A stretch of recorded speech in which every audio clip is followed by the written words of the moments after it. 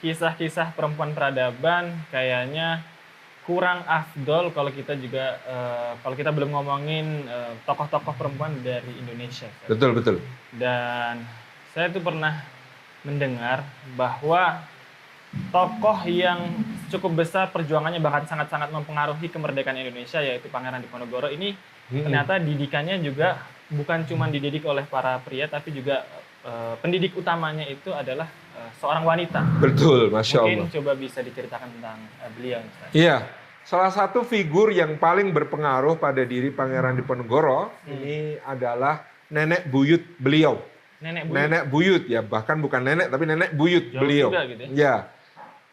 Tapi karena memang waktu itu mereka nikahnya muda-muda jarak usia antara nenek buyut dengan cucu buyut itu tidak sejauh sekarang. Iya, mungkin kayak tidak nenek sejauh kita sekarang. Nenek sekarang gitu ya. Dan nenek buyut beliau ini terkenal dengan nama Ratu Ageng Tegalrejo, permaisuri dari Sri Sultan Hamengkubuwono pertama, Sultan pertama Kesultanan Yogyakarta.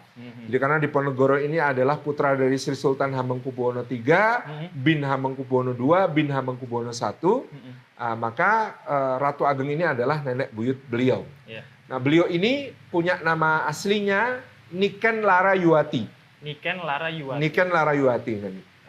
Niken Larayuwati ini adalah putri dari Kiai Ageng Derpoyudo, seorang ulama besar yang waktu itu memiliki sebuah perguruan agama di Perdikan Majanjati di Sragen. Di Sragen Selatan ya, dekat perbatasan dengan wilayah Ngawi. Nah, di wilayah itulah beliau lahir dari Ki Ageng Derpoyudo. Ki Ageng Derpoyudo ini adalah putra dari Kiai Bekal Sulaiman. Kalau ditarik ke atas nasab beliau ini kepada Ki Ageng Perampelan, berarti beliau adalah keturunan Sunan Ampel dari Surabaya. Salah satu jalur nasab beliau yang juga langsung adalah dari kakek beliau ini nyambung ke Sultan Abdul Qahir pertama dari Bima. Masya Allah. Dari Kesultanan Bima di Nusa Tenggara Barat. Kemudian diceritakan beliau ini lahir, keturunan ini berasal dari Sultan Bima yang permaisurinya adalah seorang putri dari Kesultanan Gowatalo di Makassar. Masya Allah. Jadi kalau begitu dalam diri beliau Ratu Ageng Tegalrejo itu ya ada darah dari Sunan Ampel, ada darah dari Bugis, ada darah dari Bima ya. Bahkan sebagian menyebut ada darah dari para sadat ya, dari golongan kaum muslimin dari Arabia waktu itu yang kemudian mengalir dalam diri beliau. Ya, Ratu Ageng Tegalrejo atau Niken Larayuwati ini dididik dan dibesarkan oleh ayahandanya Ki Ageng Derpoyudo dengan pendidikan agama yang sangat baik, dengan keilmuan yang sangat mumpuni dalam berbagai bidang termasuk ilmu olah kanuragan. Maka sejak kecil beliau sangat terampil naik kuda. Wow. Ya, sejak kecil sangat Perempuan terampil padahal ya? perempuan dan kemudian sangat terampil menggunakan berbagai senjata. Memanah oke, memakai pedang oke, memainkan tombak oke, menggunakan bedil laras panjang oke, menggunakan pistol oke. Jadi beliau senjata modern maupun senjata tradisional semuanya menguasai dan semuanya bisa beliau pergunakan ketika sedang memacu kuda. Ini keunggulannya Ratu Ageng. Maka pemahaman keagamaan yang kuat disertai dengan keterampilan militer yang sangat mumpuni inilah yang menjadikan beliau diperistri oleh seorang pangeran yang berjihad melawan VOC pada waktu itu. Pangeran ini namanya Pangeran Mangkubumi, putra Susuhunan Amangkurat IV dari Kesultanan Mataram yang waktu itu masih beribu kota di Kartasura, di wilayah dekat Solo sekarang. Kemudian sebagai seorang pangeran pada waktu itu beliau membantu kakaknya yang kemudian menggantikan ayahandanya menjadi raja dengan namanya Susunan Pakubuwono II. Ketika Susunan Pakubuwono II menghadapi pemberontakan, singkat cerita banyak pemberontakan ini kemudian dipadamkan oleh Pangeran Mangkubumi sebagai andalan sang kakak yang sangat mumpuni dalam berperang dan tadi didampingi oleh seorang istri yang sangat hebat ya bernama Niken Larayuwati tadi. Nah, kemudian ada yang peristiwa yang membuat Pangeran Mangkubumi akhirnya meninggalkan keraton dan memilih angkat senjata berjihad melawan VOC, yaitu ketika Kakandanya Susunan Pakubuwono II banyak ditekan oleh Belanda, harus menandatangani perjanjian-perjanjian yang sangat merugikan Kesultanan Mataram. Di antaranya adalah beliau menandatangani perjanjian di mana seluruh dermaga dan pelabuhan di pantai utara Jawa yang membentang dari Tegal di barat sampai ke Panarukan di Banyuwangi atau Situbondo, itu semuanya kemudian dipergunakan oleh VOC dengan harga sewa kepada Kesultanan Mataram yang sangat rendah. Sebelumnya kalau boleh tahu waktu itu Kesultanan Mataram itu kekuasaannya wilayahnya sekarang Jawa Tengah dan Jawa Timur lah. Jawa Pada Tengah dan saat Jawa ya Timur. waktu itu Wow, masih besar wilayahnya besar Jawa Tengah dan Jawa Timur. Udah kayak satu negara sendiri Iya, dibanding betul. Eropa. Iya, sangat besar dibandingkan negara-negara Eropa. Itu saja sudah berkurang pada masa Amangkurat II di mana dia menyerahkan seluruh Priangan ya, seluruh wilayah Jawa Barat kepada VOC sebagai bayaran karena membantunya untuk meredakan pemberontakan Trunojoyo. Nah itu jadi Priangan dengan batas sebelah barat Kali Cimanuk, semuanya itu sudah diserahkan kepada VOC sebelumnya. Nah ini Raja Pakubuwono II ini diminta oleh Belanda untuk setiap tahunnya selain tadi harus menyewakan pantai utara dengan harga sewa yang murah, dia setiap tahunnya harus menyerahkan beras kepada VOC sebagai bagian dari pembayaran jasa tentara yang dipinjamkan oleh VOC itu setiap tahun itu 1.800 koyang.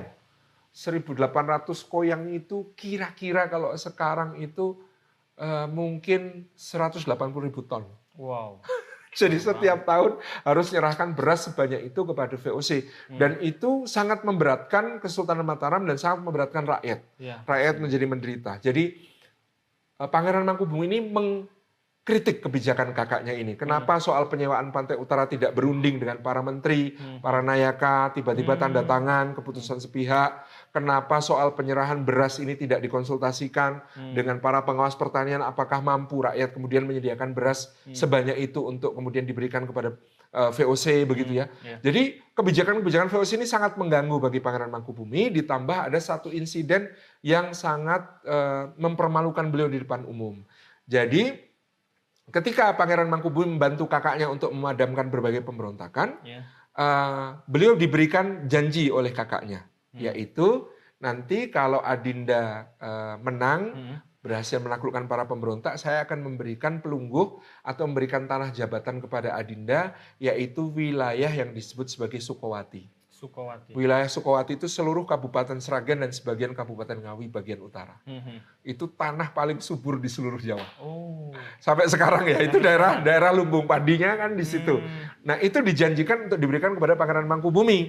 Karena jasanya yang sangat besar dalam memadamkan berbagai pemberontakan. Nah bertahun-tahun janji itu tidak kunjung diberikan, bahkan ditahan-tahan oleh Patih yang dengki kepada Perdana Menteri ya. Patih Pringgoloyo namanya yang sangat dengki kepada beliau. Ditambah suatu hari di tahun 1746, malam-malam Gubernur Jenderal Baron van Imhoff dari Batavia, Gubernur Jenderal VOC datang ke keraton. Dan kemudian di dalam penghadapan itu Pangeran Mangkubumi duduk di bawah, Gubernur Jenderal dan Patih duduk di kursi, Raja duduk di singgasana. Kemudian antara Patih dengan Gubernur Jenderal ini timpal-timpalan membuli Pangeran Mangkubumi. Jadi Patihnya ngomong begini, Tuan Gubernur Jenderal, di antara kita ini ada orang merasa berjasa, minta hadiah. Padahal ya jasanya biasa-biasa saja, tidak layak diberi hadiah. Lah kok masih tidak tahu malu. Kalau memang nggak mau nggak terima kalau nggak diberi hadiah, kok ya masih sampai sekarang tetap di keraton. Itu apa namanya itu gitu. Jadi kayak timpal-timpalan untuk membuli Pangeran Mangkubumi. Mungkin kayak orang zaman sekarang katanya oposisi tapi kok masih di pemerintahan. Kayak masih di dalam keraton gitu ya. Katanya nggak setuju kebijakan tapi tetap di dalam keraton. Pokoknya dibully lah di dalam pertemuan itu. Dan dalam Babat Mangkubumi, sebuah sejarah yang ditulis oleh Keraton Surakarta, itu diceritakan bagaimana Pangeran Mangkubumi sepanjang dibully itu cuma tersenyum. Nunduk, tersenyum, nggak ngomong apa-apa sampai forum selesai. Tapi malam hari dia menghadap ke kamar kakaknya dan mencium tangan kakaknya minta izin. Izinkan saya keluar dari keraton. Loh, Adinda mau kemana? Saya tidak punya pilihan, Saya tadi dibully, Kakanda juga tidak belain saya, gitu kan. Saya tidak punya orang yang bisa membela saya di keraton, saya disakiti seperti ini, janji kepada saya tidak diberikan, dan penjajah ini sudah semakin sewenang-wenang ngatur-ngatur urusan keraton seenak mereka, seakan-akan keraton ini milik mereka, dan Paduka Kakanda tidak punya kewenangan apa-apa, tidak punya kekuasaan, ya dirongrong terus oleh Belanda bersama sekutunya yang namanya Patih Pringgoloyo ini. Saya tidak terima. Seperti ini saya akan berperang, mohon doa restu dari Kakanda, saya akan berperang untuk mengusir VOC ini dari Jawa. Nah, itu sumpahnya Pangeran Mangkubumi. Nah, kakaknya ini lucu. Pada posisinya sebagai seorang kakak, dia sangat menyayangi dan mengandalkan adiknya. Dia tahu tanpa adiknya ini dia tidak bisa memadamkan berbagai pemberontakan dan sebagainya. Tapi di sisi lain kalau dia belain adiknya, dia takut dia akan diperangi oleh VOC juga yang kemudian membuat dia kehilangan kekuasaan. Maka dia merestui adiknya, memberikan pusaka keraton Kanjeng Ki Ageng Pleret, tombak kepada adiknya untuk lambang bahwa keraton merestui pemberontakan yang dilakukan, gitu ya. Dan akhirnya kemudian Pangeran Mangkubumi ini keluar didampingi istrinya tadi, Niken Loroywati, keluar dari keraton, dan luar biasanya waktu itu lebih dari separuh pangeran mengikuti beliau. Masya Allah. Jadi separuh pangeran-pangeran ikut beliau, berperang bersama beliau, dan selama perang ini lucu lagi karena keraton ini dipaksa juga oleh Belanda untuk bantu Belanda memerangi Pangeran Mangkubumi. Maka ada dua tumenggung, namanya Tumenggung Arum Pinang dan Tumenggung Yudonegoro dari Banyumas, itu menjadi panglima keraton menghadapi Pangeran Mangkubumi. Tapi sudah dikasih pesan sama raja. Kalau perang sama Mangkubumi jangan terlalu serius, gitu ya, main-main saja. Dan ini saya titip, jadi dititipi kendang. Kendang itu alat musik Jawa itu ya, yang kemudian bentuknya seperti tabung, ada tutup dari kulit di kanan dan kiri, gitu ya. Itu kendang itu oleh raja, oleh Pak Kubul II diisi perhiasan. Emas, permata, berlian, pokoknya uang dari keraton. Dia titip, nanti kalau perang, ini lemparkan kepada Mangkubumi. Jadi ini bentuk dukungannya raja sebenarnya kepada perang yang dilakukan oleh adiknya untuk menentang VOC. Untuk menambah pembiayaan juga ya, Mas? Menambah pembiayaan. Maka Ratu Ageng Negarajo itu mengawal suaminya, mendampingi suami dalam jihad ini di atas kuda selama kurang lebih 9 tahun. 9 tahun berjihad. Berjihad dari tahun 1746 sampai 1755. Kita bisa bayangkan. Perang itu sehari saja capek. Ini 9 tahun bergerilya, dengan medan gerilya itu membentang antara Kertosono, Jawa Timur, Nganjuk ya, kemudian ke Ponorogo, Kediri, Blitar, kemudian ke arah Madiun, ke timur, ke utara sampai ke Demak, Grobogan, Blora, kemudian ke arah barat itu sampai ke Kedu, Bagelen, ke Kebumen, ke Banyumas. Itu wilayah jihadnya itu seluas itu. Dan itu terus bergerak, pasukannya itu tidak pernah berhenti karena harus menghindari kejaran-kejaran pasukan Belanda. Dan pada waktu itu beliau mendapatkan beberapa keberhasilan, termasuk Gubernur Jenderal Baron van Imhoff itu ketika sedang di Benteng Ungaran, di Ungaran itu dekat Semarang ya, itu dikepung oleh Pangeran Mangkubumi itu sampai Gubernur Jenderal ini tewas di dalam benteng. Kemudian ketika menghadapi pasukan VOC ini dipimpin oleh salah satu panglima namanya Mayor de Klerk, itu di Sungai Bogowonto di wilayah Purworejo perbatasan dengan Kabupaten Kulon Progo itu.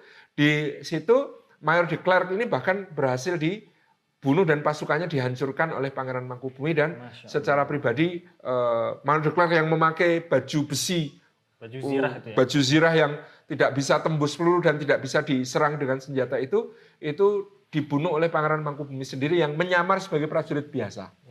Jadi Pangeran Mangkubumi itu punya ciri khas. Beliau itu kalau megang tombak, yang dipegang bukan gagangnya tapi mata tombaknya.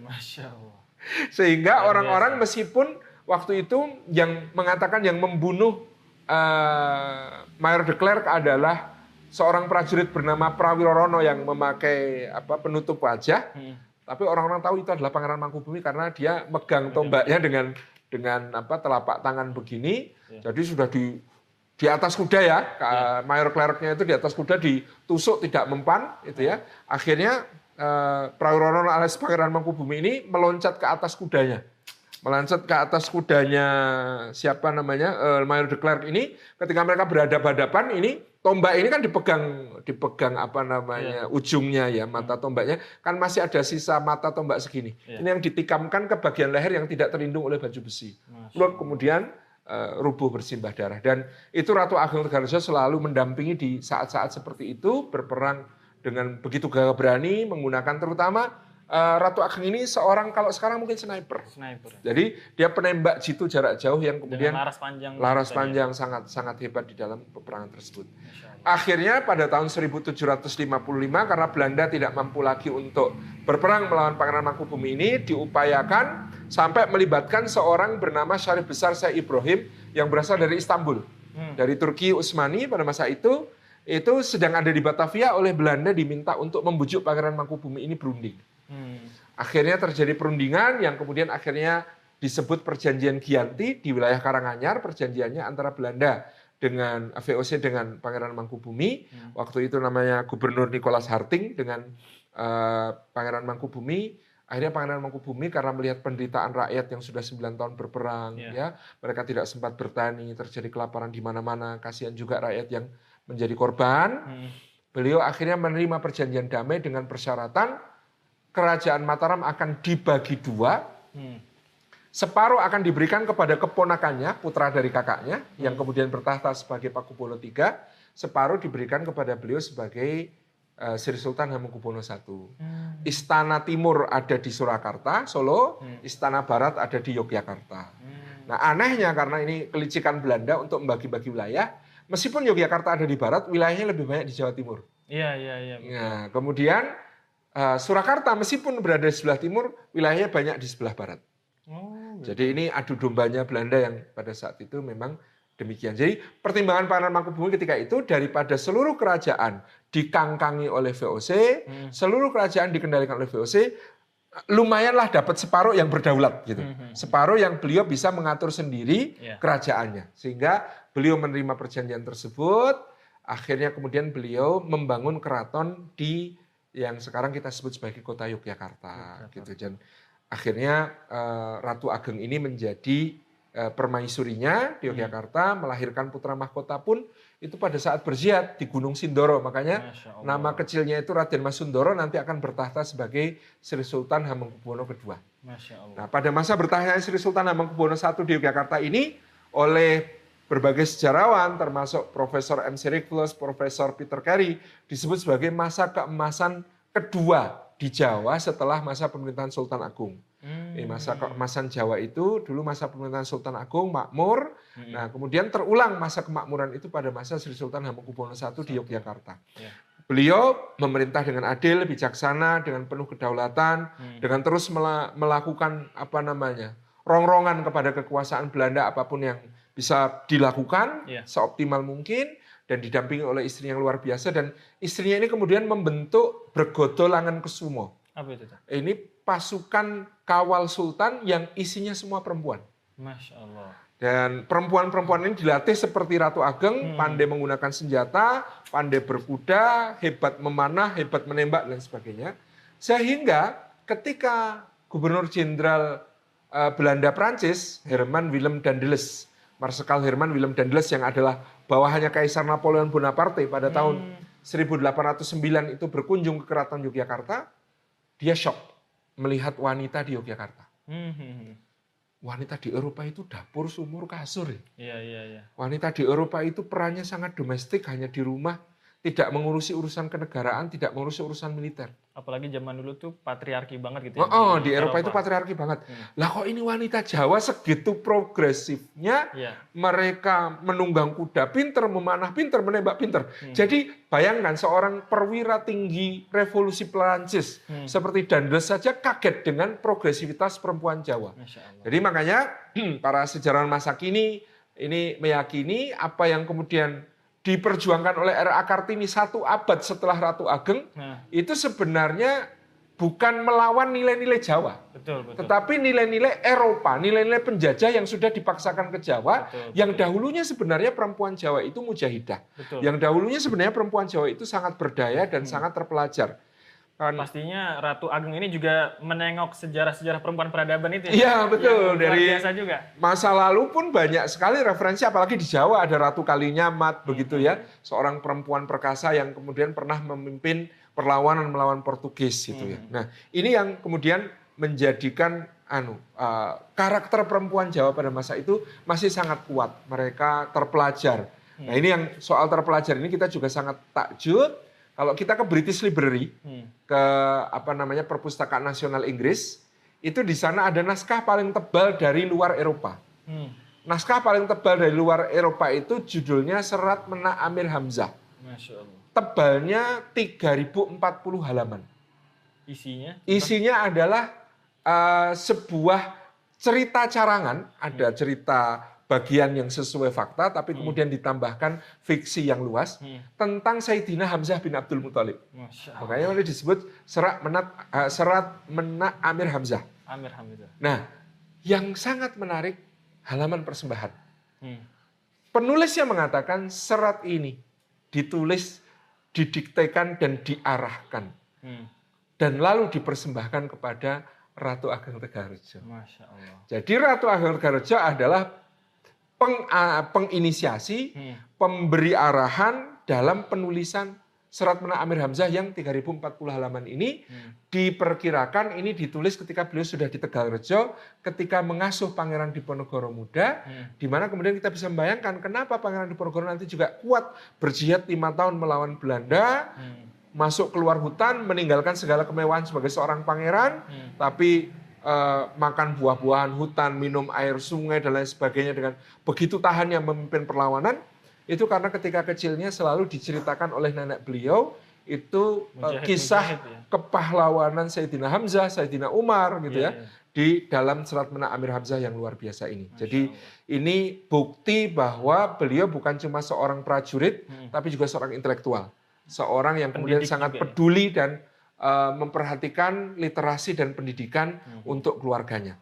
Nah, yang hebat lagi, Ratu Ageng Tegarejo ini menyaksikan kelahiran cicitnya di keraton pada tahun 1785 saat fajar tanggal 11 November itu lahir Pangeran Diponegoro kecil yang diberi nama Raden Mas Mustohar.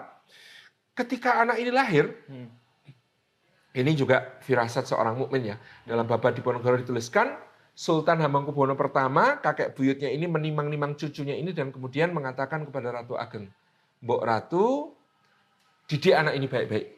Karena anak ini nanti akan memberi kerusakan kepada Belanda lebih besar dan lebih dahsyat daripada yang pernah aku lakukan. Jadi Sri Sultan ini sudah punya firasat bahwa cicitnya ini akan menjadi seorang mujahid, seorang pejuang besar yang akan melawan Belanda seperti dirinya dulu. Nah, makanya dipesankan kepada Ratu Ageng untuk rawat cucuku ini baik-baik. Maka ketika Sri Sultan Hamengkubuwono I wafat di tahun 1792, justru Ratu Ageng memilih keluar dari keraton. Jadi dia dengan putra mahkota, yakni anaknya sendiri yang kemudian naik tahta sebagai Sri Sultan Hamengkubuwono II ini agak beda pandangan. Sri Sultan Hamengkubuwono II ini karena hidup dalam masa kejayaan ayahnya, kemakmuran yang luar biasa, dia hidup dengan agak bergaya hidup mewah. Padahal beliau Ratu Ageng sangat tidak setuju dengan gaya hidup seperti itu. Demikian pula beberapa pelanggaran syariat itu terjadi di keraton. Sri Sultan Hamengkubuwono I itu sangat disiplin syariat, bagaimana beliau tentang pernikahan, juga istrinya hanya 4 dan kemudian tapi Sri Sultan Hamengkubuwono itu punya selir-selir yang banyak dan itu Ratu Ageng sangat tidak setuju. Kemudian ketika bertemu dengan pejabat Belanda, kalau Sultan Hamengkubuwono I itu pejabat Belanda minum wine, minum jenever atau minum anggur, minum minuman keras, Sri Sultan selalu hanya meminum sari buah ataupun bahkan jamu dari rimpang-rimpang, temulawak, kunyit dan lain sebagainya sebagai pengganti. Tapi kadang-kadang Sri Sultan Hamengkubuwono ini demi keakraban dengan pejabat Belanda kadang-kadang mau ikut minum gitu. Itu Ratu Ageng sangat marah kepada putranya sendiri dan kemudian beliau keluar dari keraton ketika dibujuk-bujuk oleh putranya Sri Sultan Hamengkubuwono II untuk kembali ke keraton. Beliau mengatakan lebih baik aku bekerja dengan tanganku sendiri memenuhi kebutuhanku daripada aku makan dari hasil kalian memeras rakyat. Karena pada masa itu pajak sudah dinaikkan. Sri Sultan Hamengkubuwono II terkenal memiliki proyek-proyek pembangunan yang banyak. Membangun pesanggerahan, benteng-benteng, bahkan benteng keliling keraton diperkuat, dipertinggi, pertahanan di mana-mana karena beliau mengatakan aku juga siap untuk perang melawan Belanda seperti ayahanda dulu, tapi dengan pendekatan yang berbeda. Kalau ayahandanya penuh kesederhanaan, kejutan, ini anaknya membangun benteng-benteng yang kuat, persenjataan, membangun pabrik meriam, pabrik mesiu, dan lain sebagainya. Jadi anggaran keraton yang dihabiskan untuk berbagai proyek itu besar sekali, dan itu diambil dari pajak dari masyarakat. Dan itu Ratu Ageng sangat tidak setuju dengan apa yang dilakukan oleh anaknya, sehingga beliau memilih tinggal di Tegalrejo. Dan disinilah kemudian Cicitnya ini dididik dengan pendekatan yang luar biasa. Satu, karena dia dijauhkan dari kehidupan keraton yang mewah, glamor, Pangeran Diponegoro itu hidup dalam kesederhanaan. Jadi meskipun dia anak raja, cucu raja, cicit raja, dia dididik oleh nenek buyutnya ini untuk hidup bersama petani. Diajak ke sawah, turun menanam padi, turun memupuk, turun menyiangi rumput, turun untuk ikut panen, ya. Kemudian ikut dalam acara-acaranya masyarakat, ya. Kalau dulu ada gejok lesung, menumbuk padi bareng-bareng, itu di Diponegoro dilibatkan dalam acara-acara bersama masyarakat, dekat dengan orang kecil, ikut bekerja di sawah, dan sebagainya, sehingga terbentuk rasa empatinya yang sangat kuat terhadap apa yang dirasakan masyarakat. Yang kedua, Ratu Ageng Tegalrejo ini sangat perhatikan dalam pendidikan agama.